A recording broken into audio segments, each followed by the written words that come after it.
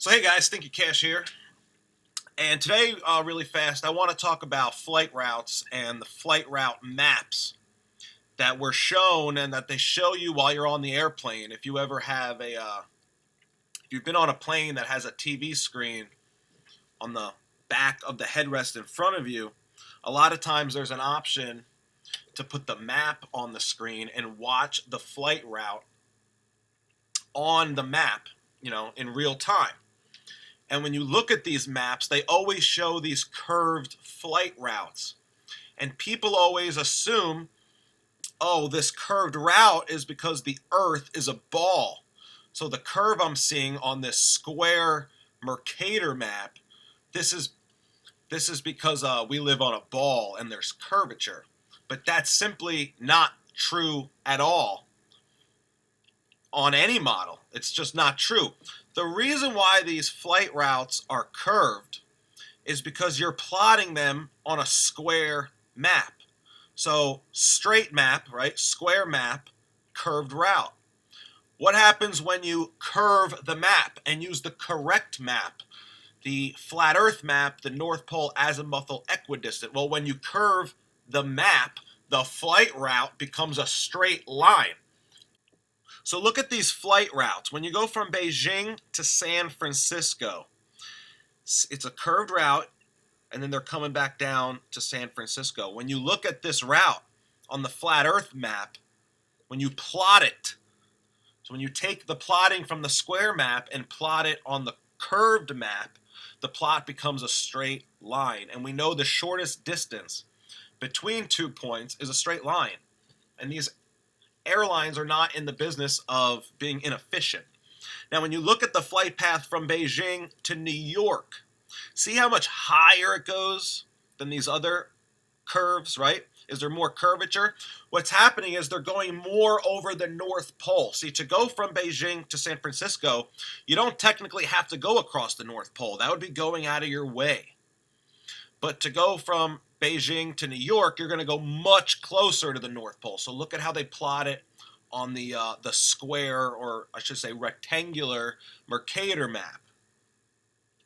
People think these curved routes are because the Earth is curved, when it's really just a transpositional error.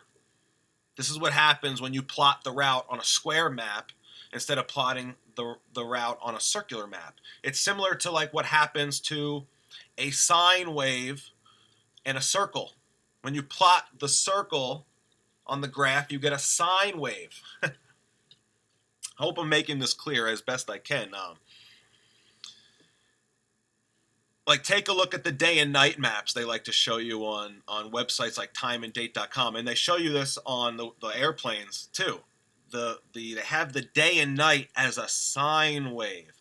But if you were to plot that out and create it on the circular, correct flat Earth map, what are you going to have? You're going to have a circle. Sine wave is a circle. When I flew to the Middle East, I took a picture of the screen in front of me that had the flight route, and it was this curved flight route on this rectangular map. But when you plot it on the Gleason map, what do you get? You get a straight line. So the longest flight I've ever been on in my life, it was a 10-hour flight, and I believe it was 12 on the way back. The longest flight I've ever been on can be plotted as a straight line on the flat Earth map. And that was one of the first, eye-opening pieces of evidence I had when I was first becoming a flat earther, that, wow, these flight routes are straight lines on this map. But for some reason, this isn't the map they show you on the airplane. For some reason, they still prefer to show you this stupid rectangular Mercator map and these stupid curved flight routes. Why do you think they choose to do that? They like to show you this curvature. They love that. By showing you this curvature, they're reinforcing that globe myth. Look, even United's logo is this fake-ass globe. They paint it on all their airplanes. But amazingly enough, a majority of flat earthers already know this information. Flat earthers are actually way more informed than the globetards. And I have no other word for people who believe in the globe, because at this point, flat Earth has gone so mainstream with, like Kyrie Irving and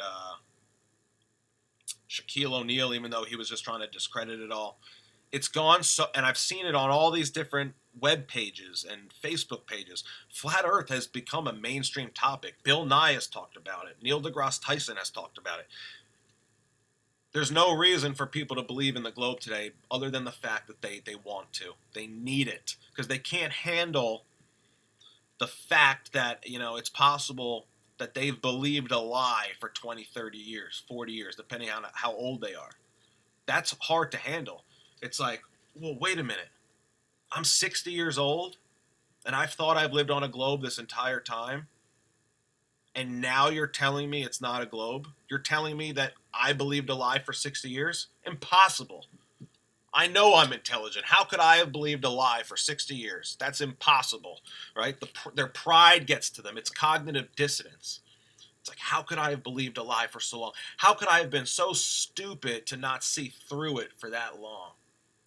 And maybe that's easier for younger people to see through the lie. It's not that we're dumber. It's just that I discovered flat Earth when I was around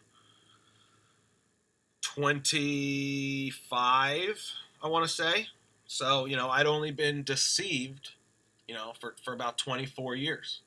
So it wasn't as hard for me to let go. I haven't been clinging to the globe for as long as, say, my parents, who are baby boomers, who believe man went to the moon. And it's impossible for them to give up the globe at this point.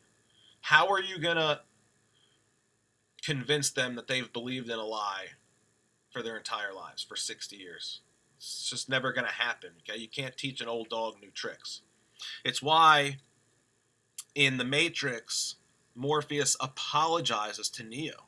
He says, we usually don't unplug people who are your age.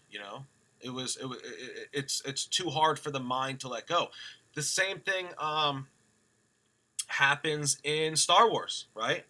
When I think it's Samuel L. Jackson's character basically says that young Anakin is too old to begin the Jedi training, right? Because what does Yoda say, right? You have to unlearn what you have learned. Well, the older you are, the harder it is to unlearn what you have learned, which is why they start Jedi Knight training with youngins, with young children who are who haven't been programmed yet. It's why they don't unplug people from the Matrix after a certain age. It's hard for the mind to let go, right? So I'm going to end this video by saying flat earthers are way more informed than globetards, and it's because they choose to be. Ignorance is a choice. You can either seek truth or choose to go to the bar every night and bullshit and, truth is not your agenda. Money is your agenda. Money is your priority. Sex, drugs, alcohol, that kind of stuff, right? Where other people choose to not live that kind of life and choose to seek truth. That is far more satisfying and fulfilling for them. So even if people get led in the wrong direction, believing lies, at least they were trying to seek truth. What makes you a sheep is you don't even try. You don't even care. You're like, nah, I like the Matrix. I like living here. This steak tastes nice and juicy, even though it's not real. Even though it's not real, it tastes way better than that slime they're eating in reality, right? So just seek truth, okay? You will find it if you sincerely seek it. I promise you that.